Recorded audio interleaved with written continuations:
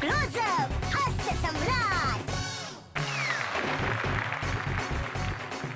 विश्रांतीनंतर पुन्हा एकदा सुरू करूया आपल्या वरपरीक्षेचा कार्यक्रम, ज्याचे नाव आहे क्लोजअप हास्य सम्राट. आता हसा मराठीत आणि मराठी बाणा घेऊन येत आहेत आपले एक विनोदी शिक्षक बरं का. त्यांचे नाव आहे किशोर बळी.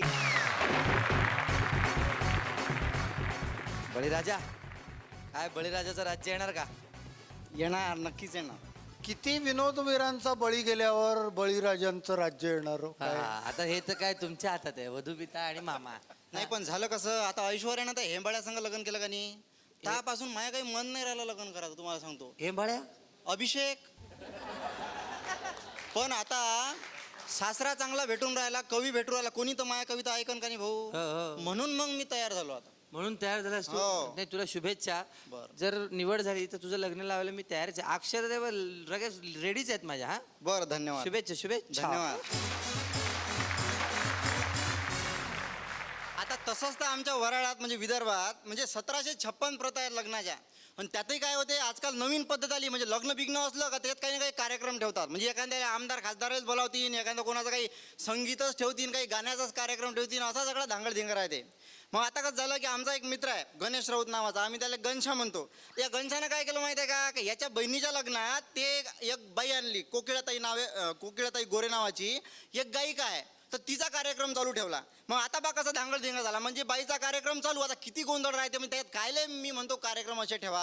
ऐकते का भाऊ कोणी गाणे मनापासून? इकडे बाईचे गाणे चालू, तिकडे ते पोट्टे ते नवरदेव नवरीचे नावं टाचण्यानं टोचून राहिले, इकडे आपला तो सगळं कोणाचं पोट्टं बोंबून राहिलं, तिकडे गावातले कुत्रे भुकून राहिले, तिकडे झिंगणांग चिकिनांग पोट्टे नाचून राहिले. असा सगळा घोटाळा, असा सगळा गोंधळ. त्याच्यामध्ये बाईचं गाणं चालू. एक जण म्हणे कार्य म्हणे तुमच्या गावात लयच कुत्रे भुकून राहिले. तर आमचा रमशा काय म्हणे, रमशा म्हणे सुरुवात तर बाईनंच केली ना म्हणे.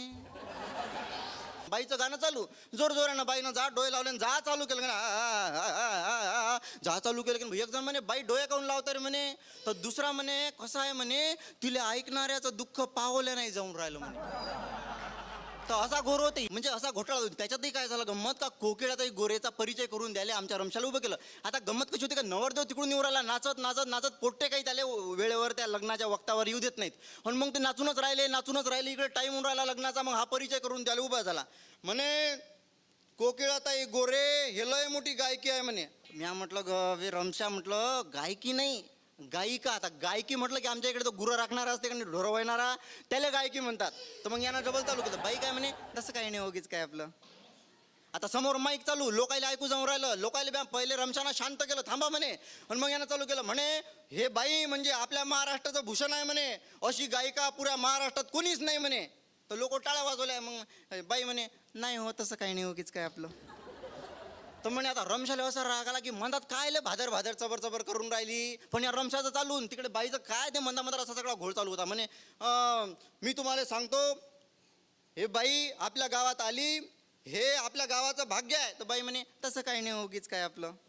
मग रमशा म्हणे मी बाईला ओळखतो म्हणे, तिचं कॅरेक्टर चांगलं आहे, बाई पतिव्रता आहे म्हणे. तर बाई म्हणे नाही हो तसं काही नाही, उगीच काय आपलं. तर असा घोर होते लग्नाचे ते एवढे. तुम्हाला सांग आता बरं हा गणशा आहे का नाही, मी म्हणून राहिलो तो गणशाला एखादी साधी सुधी बिना लग्न बिना नोकरीची पोरगी कर. पण नाही, यानं मिलिटरीतली बायको केली. सांगा, पहिलेच तर पुरके साहेबाच्या धाकानं निरा अर्धा मुर्दा झाला आणि त्याच्यात मिलिटरीतली बायको. मग मिलिटरीतली बायको केल्यावर काय झालं, ते आपलं ते असं ते तांदूळ ठेवलेलं असते आणि तांदूळ हा आपला ठोकर मारून ते नवरी असं तर गृहप्रवेशाचा जो काही प्रसंग असते. आता आपल्याला काही एवढं अनुभव नाही, पण काय आहे का तो जो प्रसंग आहे तर ती कुत्रं जोरजोरानं भुके नवरीच्या अंगावर. कुत्रं जोरजोरानं भुकून राहिलं नवरीच्या अंगावर. आणि ते काय म्हणे नवरी भोकना बंद कर एक. आता सांगा कुत्र्याला काही समजून राहिलं का, कुत्रं जोरजोरानं भुके म्हणे भोकना बंद कर दो. तर कुत्र्याला काय समजते. आमच्या वराडात एक म्हण आहे का, आवरल्या कुत्र्याला जोर मोठं म्हणतात. तर ते आणखीन जोरजोरानं भुकू राहिलं. हे म्हणे भोकना बंद कर 3. कुत्र्याला काय समजते. कुत्रं आणखी जोरजोरानं भुकून राहिलं. हिनं काय केलं भाऊ, नवरीनं काय केलं, एक लात मारली कुत्र्याला. कुत्रं ऑन दी स्पॉट खलास, मॅक्कन केलं, कुत्रं मेलं. मग भाऊ आमचा जो आहे की नाही गण्या, मग बोलायला लागला. हे पाय म्हणे आपल्याला असं पटत नाही म्हणे, तुला सांगून ठेवतो म्हणे. हा म्हणे खाया प्यायचे लाड म्हणे हे पटत नाही. परवा म्हणे फॉरेनहून एवढं पांढरं शुभ्र गुबगुबीत म्हणे अल्सेशियन कुत्रा आणलं म्हणे, 15,000चं कुत्रा आणलं तो मारून टाकलं. एवढं आपल्याला जमत नाही म्हणे. ते म्हणे बोलना बंद कर एक. तर असा घोर होते. आणि एक तर आमच्या गावात अंतुल्या नावाचं कॅरेक्टर आहे, तुफान कॅरेक्टर आहे अंतुल्या. तो अंतुल्या काय म्हणजे तोत्रा बोलतो असं तोत्रा. तायला द्या तितोल म्हणे माय लदनच नाही दुलून लायलं. ताय तलाव तिती पोली पाहिला म्हणे माय लदनच नाही दुलून लायलं. तर असं म्या त्याला काय म्हटलं की तुला काय म्हटलं भोंगाळ बेलण्या काही ना काही म्हणजे घोटाळा करताना म्हटलं तू म्हणतात बोलतं काय म्हटलं तू 19 पोरी पाहिल्या पण काही ना काही बोले म्हणतात आणि ते लग्न हुकून जाय. याला म्हटलं तू बोलूच नको शेवटपर्यंत जाय नाहीतरी तुला बाकी बोलायचं काम नाही की बाकीचेच लोक बोलते का नाही म्हटलं. मग हा संध्याकाळी 4 वाजेपर्यंत सगळं चाललं हुंडा बिंडा अमुक ढमुक टमुक सगळं ठरलं. आणि आता याचं लग्न ठरून राहिलं भाऊ. याला बोलायचं काही काम नव्हतं, बोललाही नाही. माया ऐकलं त्यांना 4 वाजे लोक. पण जसा पोरीनं चहाचा तो काय म्हणतात त्याला तुमच्या शब्दात स्ट्रे आणला भाऊ आणि त्यानं जसा चहा तोंडाले लावला तर हा बोंबलला अंतुल्या दलम आहे दलम आहे दलम आहे. मग ते पोरगी म्हणे दलम आहे तर फुतू फुतू पे दलम आहे तर फुतू फुतू पे. अशी गोट आहे. मला असं म्हणायचं आहे मामाजी म्हणजे नायगावकर साहेब का हुंडा नका देऊ आणि नारळ बी नका देऊ. हुंडा नका देऊ आणि नारळ बी नका देऊ. खळखळाट दत्तक दिला तर आम्ही सुखानं राहू.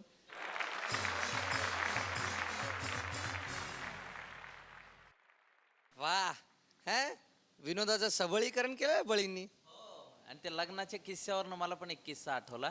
एका प्रेयसीच्या वडिलाकडे एक प्रियकर गेला आणि म्हणला मला तुमच्या मुलीशी लग्न करायचंय. तर तिचे वडील म्हणले हे पा माझ्या पोरीने एका मूर्खाबरोबर राहावं हे काही मला मान्य नाही. तर प्रियकर म्हणाला म्हणूनच तिला माझ्या बरोबर न्यायचंय मला. बळी तुमच्याबद्दल मला असा विचार येतो, तुमचं लग्न झाल्यावर तुमच्या बायकोला तिच्या मैत्रिणी काय म्हणतील, काय झकास बळी मिळवला आहे म्हणून. पाहूया काय दत्तक मिळतंय तुम्हाला. तुम्ही म्हणालात खळखळाट ते त्यांच्या हातात येते.